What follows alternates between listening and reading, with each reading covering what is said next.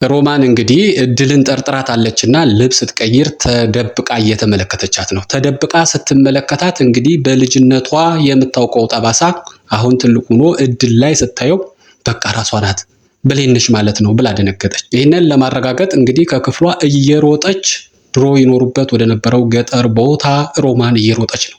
እንግዲህ እዛ ፈልጋ ማግኘት አለባት እና ከዚያ ስታጣት እንግዲህ እውነትም እድል ብሌን ነች ማለት ነው። ብሌን ማለት የገነት ልጅ ገነት እንግዲህ ሮማን በዚህ ልክ እየሮጠች ስትወጣ አየቻትና እድልን ምን ሆና ነው አይተሻታል ብላ ስትጠይቅ ኧረ አላየሁም፣ ማንንም አላየሁም፣ እኔ ልብስ እየቀየርሁ ነበረ ሻወር ወስጄ ስራ ለመስራት እያለች ስትነግራት እና እንደገና ደግሞ ስለ አለመቆሸሽ ስለ ንጽህና ስታወራት እንግዲህ ከልጇ ከብሌን ጋራ መመሳሰል ስለ አገኘችባት ወይኔ እንዴት አይነት መመሳሰል ነው እያለች ትገረማለች። በትውስታ ውስጥ ነው ያለችው። በመጨረሻ ግን አንድ ማስጠንቀቂያ ሰጥታታለች። የውልሽ እድል እህቴ ትንሽ ያማታል፣ ጤነኛ አይደለችምና ብዙ አትቅረቢያት እያለቻት ነው።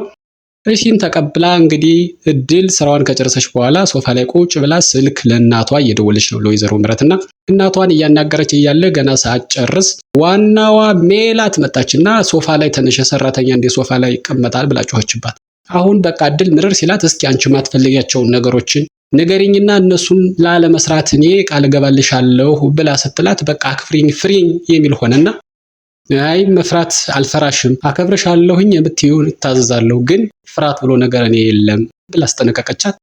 ማትፈሪኝ ከሆነ በቃ ልንግባባ አንችልም፣ ስለዚህ ቤቱን ለቀሽ ውጪ ስትላት ደግሞ ቤቱን ለቅቄ እንደወጣ የምታዘዘኝ እናትሽ እንጂ አንቺ አይደለሽም ብላ እንቅጩን ነግራታለች። ግራ ገብቷታል እንግዲህ ሜላት። አሁን እድል እንግዲህ ኪችን ገብታ ምግብ እየሰራች እያለ ቢኒ ተደብቆ መጥቶ ከኋላ እየተመለከታት ነው እና ምን እየሰራህ ነው?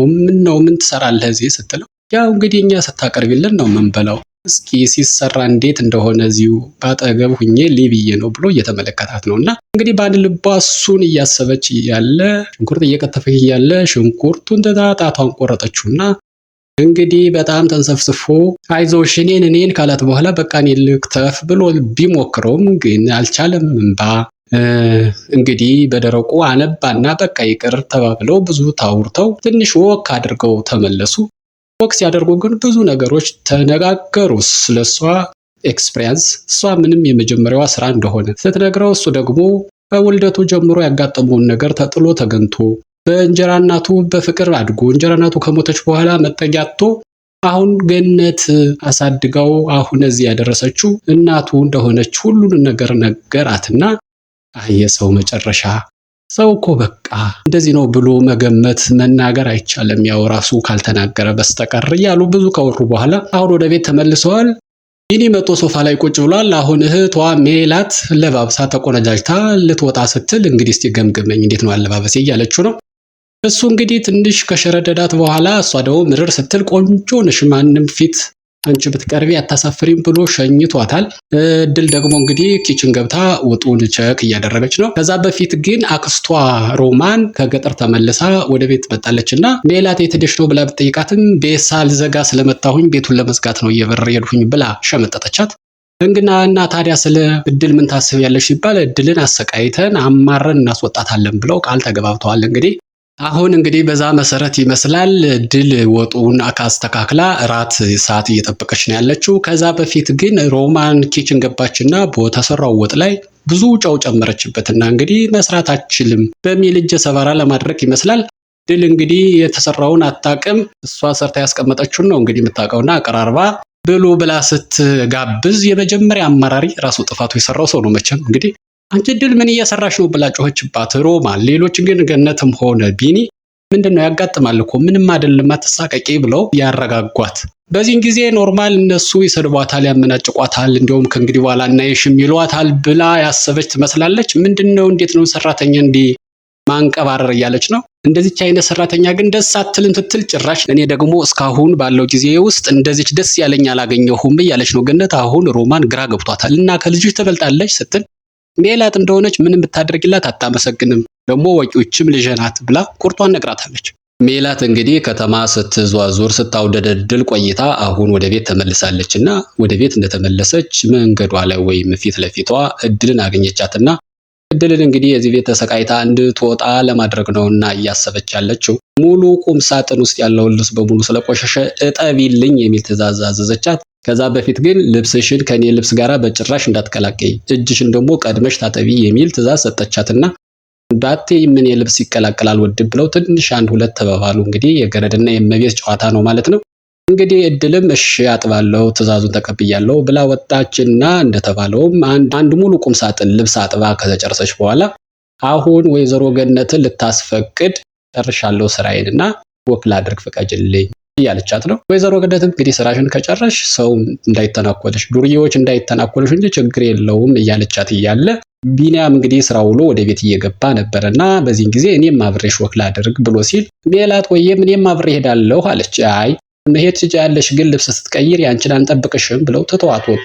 እሷ እንግዲህ ደርስባችኋለሁ ብቻችሁንማ አትሄዷትም ብላ በቅናት መንፈስ እየሮጠች ወደ ውስጥ ስትገባ ሙሉ ቁም ሳጥን ልብሷ ታጥቧልና የምትቀይረው ልብስ ስለሌለ ርር ትክን ብላ ተመለሰች። በዚህን ጊዜ ወይዘሮ ገነት ምን ሆነሽ ነው ብላ ስትጠይቅ ያደረገችውን የሆነውን በሙሉ ጨማምራ ከነገረቻት በኋላ አሁን አንቺ እኮ ታዲያ የሚያስፈልግሽ ሕክምና ነው እያለቻት ነው።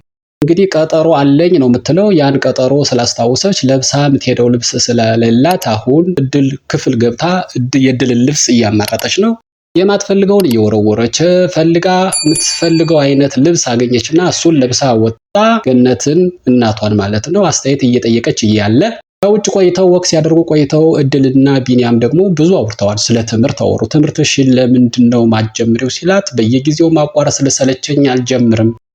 እዚህ ቤት አሁን ምናልባት ላልቆ ይችላለሁ። እናንተ ጥሩ ሰዎች ናችሁ፣ ደግ ናችሁ፣ ግን ሜላት ጋር ተግባብቶና ተስማምቶ ለመኖር ይከብደኛል እያለች ነው። እሷን እንመክራታለን ብሏን ቢኒ ከሆነ ደግ ግን አይመስለኝም ብለው ይህንን ሲያወሩ ሲጫወቱ ቆይተው ወደ ቤት እየተመለሱ እኩል ሆነና ይህንን ስታይ እድል እንግዲህ የራሷን ልብስ ሜላት እንደዚህ ለብሳው ስታይ በጣም ተናደደችና የእድል ልብስ መሆኑ ሲታወቅ ሂጂ አውልቂው ብሎ ቢኒ ትዕዛዝ ሲሰጥ እንግዲህ በኋላ ልብሱን ስለማለብሰው ትውሰደው የሚል ቃል ተናገረች ካፏ። እንግዲህ በልጅነቷ ብሌንም የሰውን ልብስ ሰው የለበሰውን ልብስ እሷ መልበስ አትወድም ነበርና አሁንም አድጋ ብሌን ይህንን ነገር ስታደርግ ገነት ትዝ እያላት ነው።